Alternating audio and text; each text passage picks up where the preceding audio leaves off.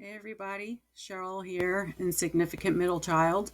It's been a while since I've made a video, and I just wanted to say hello to everyone. I have been handling things okay lately. I did a memorial party for Jason, and I think it went really well. I handled it really well.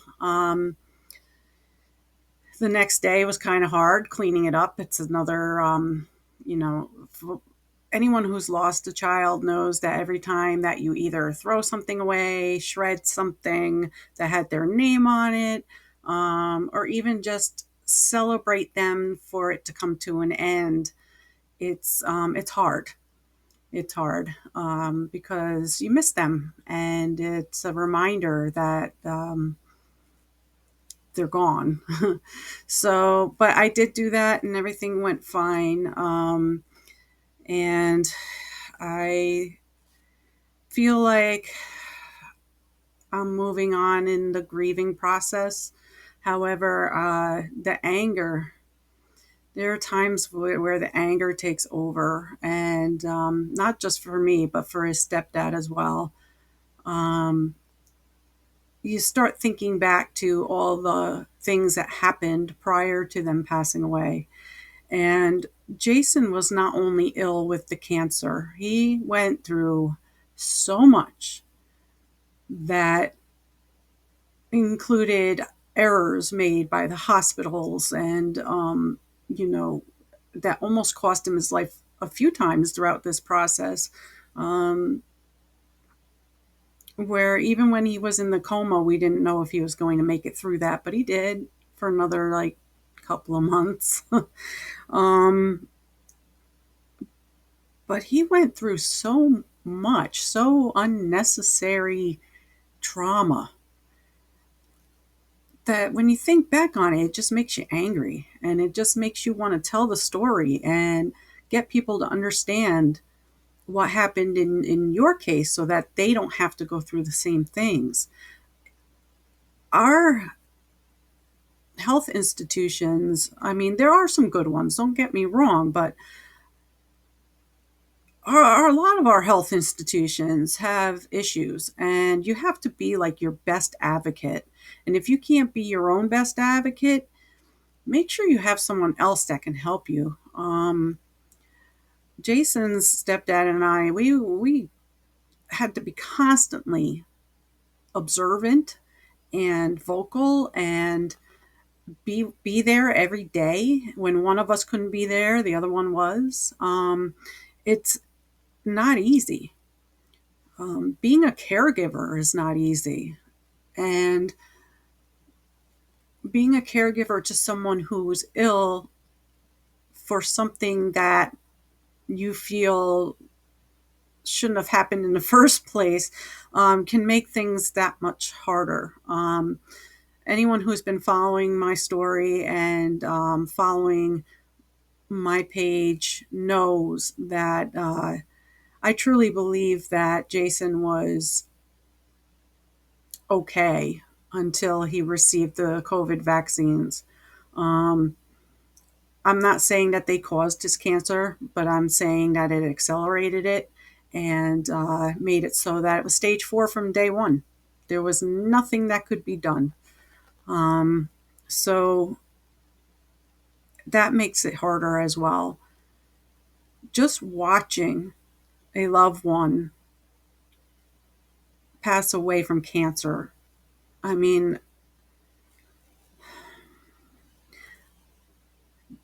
okay, let me put it to you this way. Near the end, when Jason stopped eating and drinking and he was passing on, um, you could tell when he was in a lot of pain because his breathing would get very heavy and the noise. So these are noises that you never get out of your head. Um, and so you give him stuff to help him just basically exist until the end.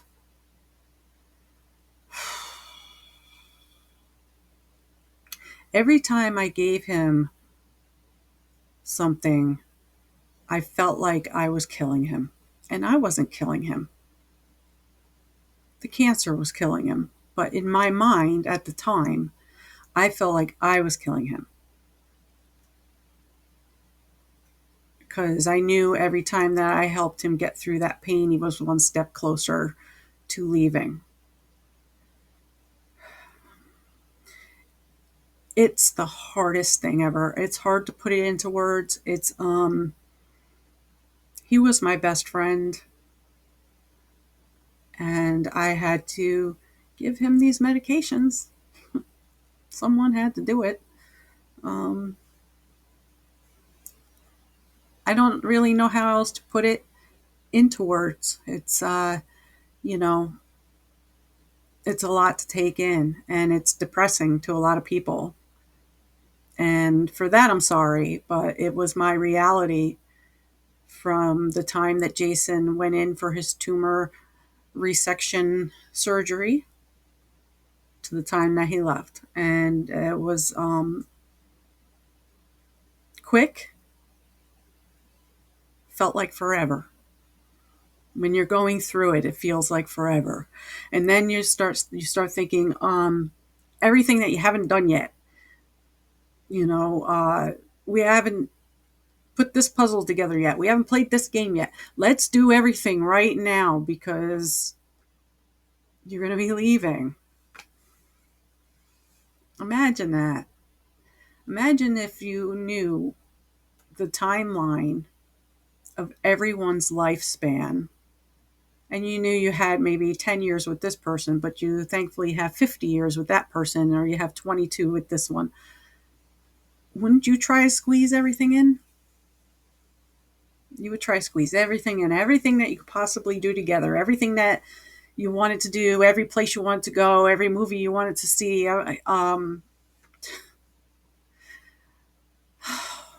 It's crazy.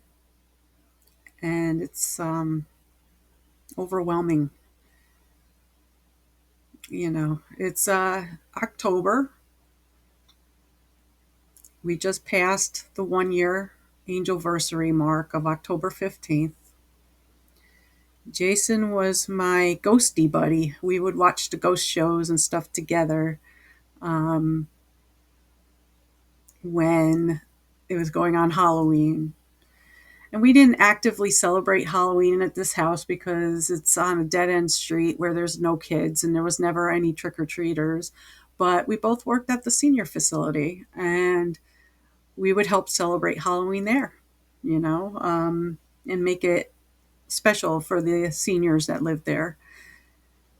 So it wasn't for no reason. But what he and I would do is when work was done and we were sitting home with nothing to do, we would watch the ghost shows and most of the time laugh at them.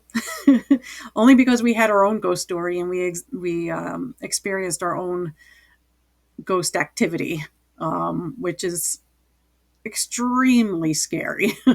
But we won't get in on that right now. But I don't know. I'm trying to still do outreach and share my story, his story, the COVID vaccine injuries, the experiences that we had, and I miss my best friend. I don't have my best friend anymore, and it gets lonely. It gets lonely, and I guess that's about all I have to say. Um, I just joined TikTok. I'm trying to use that as another method of getting some information out, helping parents. My first video was about children with back pain and not to ignore it. But I'm willing to talk about just about anything. I am an author, so I have a little bit of an experience about writing, and I hope to be getting my son's story out soon. I'm writing about all of this so that his story gets out. And I like having conversations. I like having real conversations with people. I also don't mind debates, as long as we can be adults about it. What I believe, others may not, and that's fine because everyone is an individual and everyone is entitled to their own opinions and how they feel about certain things. So that's fine. I also worked at a senior facility for 31 years, so I have some experience in taking care of the elderly and some of the things to look for. And, um, patience. Gotta have patience. Anyway, so that's basically it in a nutshell. I'm hoping that this insignificant middle child can make a significant difference for people, and spend some time with people and try and get the word out about this ongoing battle in losing somebody too soon. All right. Thanks so much. And remember, Insignificant Middle Child on X, on TikTok, on YouTube. See you later. Bye bye.